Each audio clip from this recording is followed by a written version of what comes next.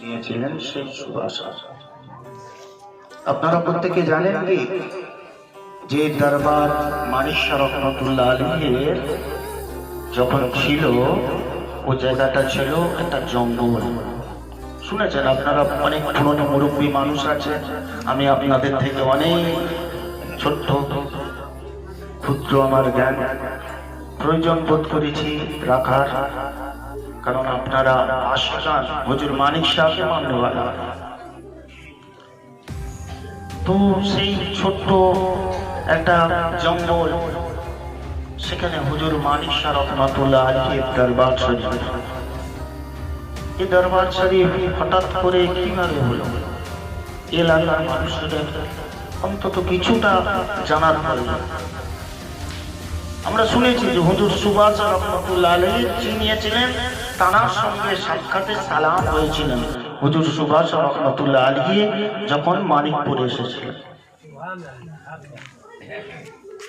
এবং হুজুর সুবাস রহমাতুল্লাহ আলাইহি সালাম দেওয়ার পরে উনি তার সঙ্গী মুরিদানদের নিয়ে গিয়ে দাগ দিয়ে দিয়েছিলেন যে এটাই হচ্ছে হুজুর মানিক শাহ রহমাতুল্লাহ আলাইহির দরগাহ। সেই থেকে আজ হুজুর মানিক শাহ রহমাতুল্লাহ আলাইহিকে মাননেওয়ালারা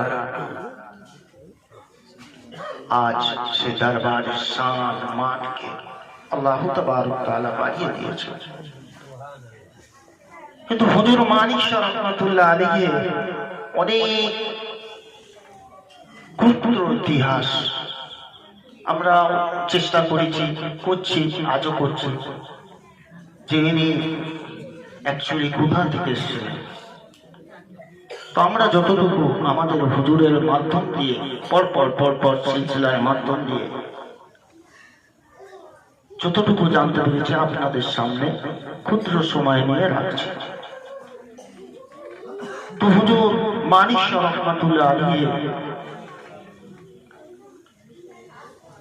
একজন জাহাজের সাথী ছিলেন, সওদাগারে এসেছিলেন, একজন উচ্চ আওলাদে রাসূল সারাফা আকদাস, যার নাম দিয়েছিলেন হুজুর সুবাস রহমাতুল্লাহ। সারাফা কথার অর্থ হচ্ছে মাথা থেকে নিয়ে পা, আকদাস মানে হচ্ছে পবিত্র। যিনি এমন ওলি, তো তদানীন্তন সময়